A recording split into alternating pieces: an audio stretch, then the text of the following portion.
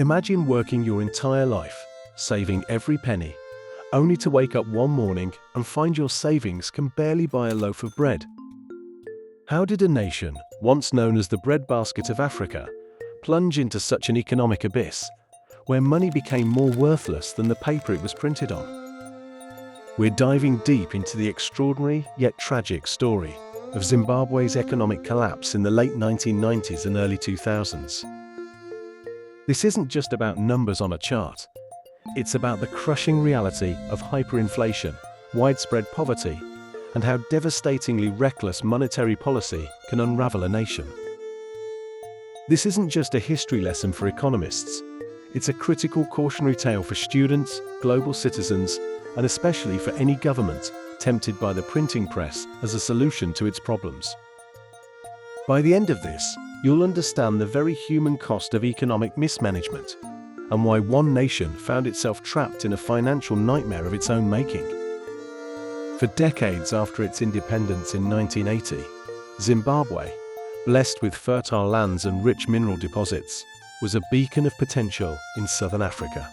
Its agricultural sector was robust, earning it the moniker, the breadbasket of Africa, exporting a significant portion of its produce. But underneath this apparent stability, tensions simmered, particularly regarding land ownership, a legacy of the colonial era. The vast majority of prime agricultural land remained in the hands of a small number of white commercial farmers, a politically sensitive issue that successive governments promised to address.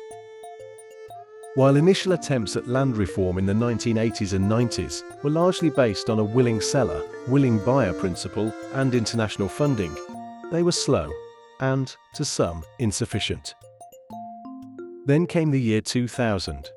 Under the leadership of President Robert Mugabe, the government initiated an accelerated and often aggressive land reform program. This wasn't the slow, planned process of before. Instead, it involved the often chaotic and at times violent seizure of land from white commercial farmers. The stated goal was to correct historical injustices, redistributing this land to predominantly black Zimbabwean citizens. On paper, the intention to empower the indigenous population and rectify past wrongs might have seemed noble to some, a necessary step for true economic independence. However, the implementation was a different story entirely. What followed was a cascade of unintended and ultimately devastating consequences. The seizures were often carried out without proper planning, compensation, or support for the new beneficiaries. Many of the farmers who received land lacked the experience, resources, or capital to maintain the highly productive commercial farms they inherited. The sophisticated agricultural infrastructure that had taken decades to build, from irrigation systems to export networks, rapidly crumbled. Expert farmers who had the know-how to run large-scale commercial operations were dispossessed, often leaving the country en masse, taking their skills and capital with them.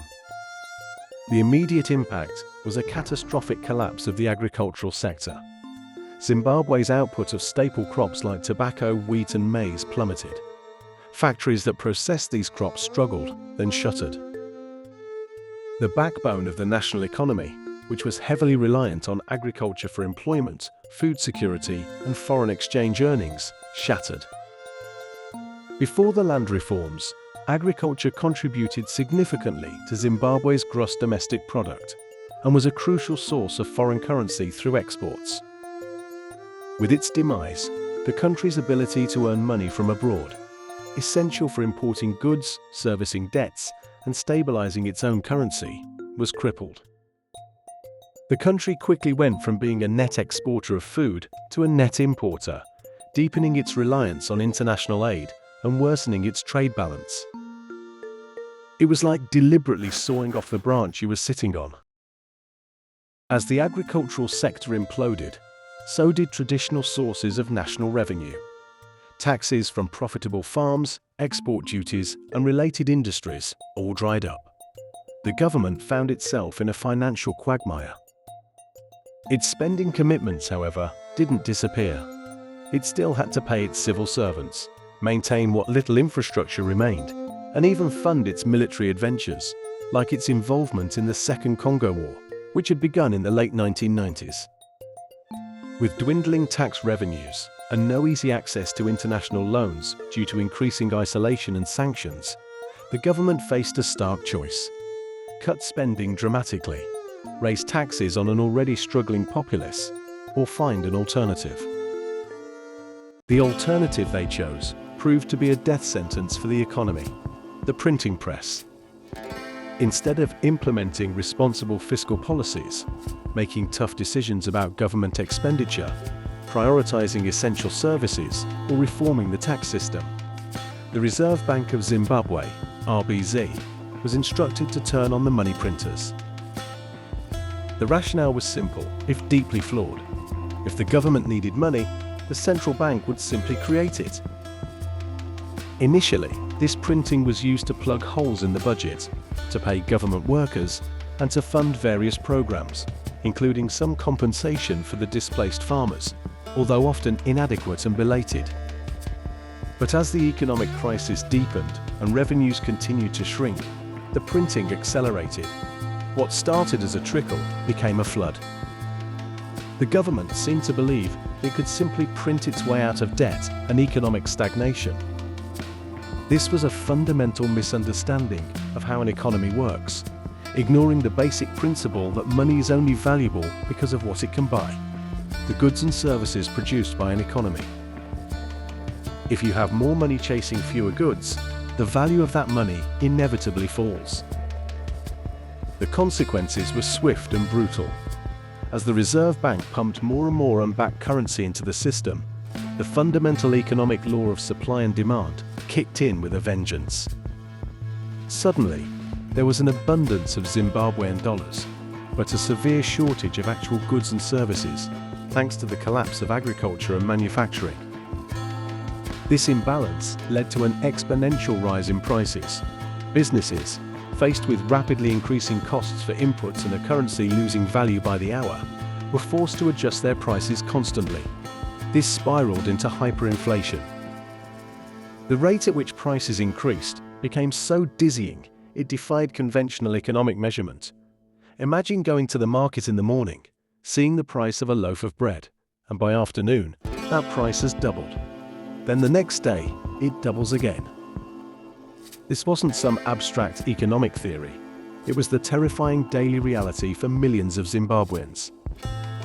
People would rush to spend their wages as soon as they received them, knowing that if they waited even a few hours, their money would be worth significantly less.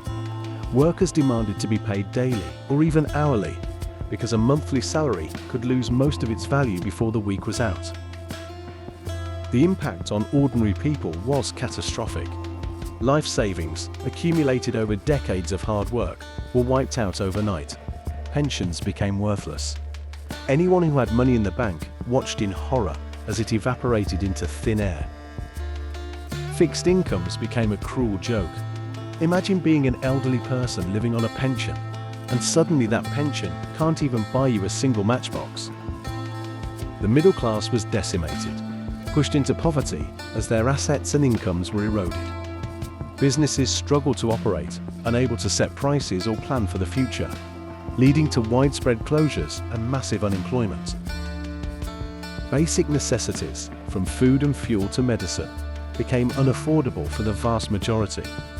People resorted to barter, using goods and services directly, because money had become utterly useless as a medium of exchange. The climax of this economic horror story arrived in 2008. Hyperinflation reached such absurd levels that it became almost impossible to comprehend. The official peak annual inflation rate in November 2008 was reported by the Central Statistical Office as 89.7 sextillion%. That's 89 followed by 21 zeros. Put simply, prices were doubling almost daily, sometimes even every few hours. The Reserve Bank of Zimbabwe began issuing banknotes with increasingly bizarre denominations: $100 billion, then $200 billion, $500 billion, and eventually the infamous $100 trillion note. A loaf of bread could cost hundreds of billions of Zimbabwean dollars, People carried money in wheelbarrows just to buy groceries, but even then, by the time they reached the shop, the prices might have gone up again. This wasn't just an economic crisis, it was a psychological one, stripping away all sense of stability and future planning from people's lives. The trust in the government and its institutions, particularly the central bank, was utterly shattered. So, what can we learn from this extraordinary, painful chapter in economic history? Zimbabwe's story is a stark, undeniable example of what happens when a government prints money to solve its financial problems. It started with a well-intentioned, albeit disastrously executed, land reform program that crippled the nation's primary economic engine. This led to a desperate revenue crisis. The government's choice to resort to the printing press, rather than implementing sound fiscal policies, set off a chain reaction that spiraled into uncontrollable hyperinflation.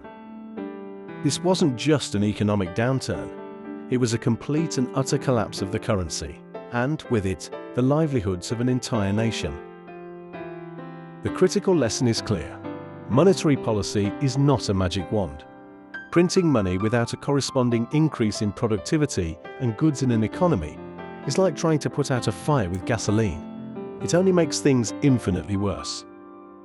It serves as a powerful reminder for policymakers everywhere about the absolute necessity of fiscal discipline, transparent governance, and sound economic principles to maintain the stability and prosperity of a nation. If you found this story compelling, click on the next video to explore another fascinating economic phenomenon.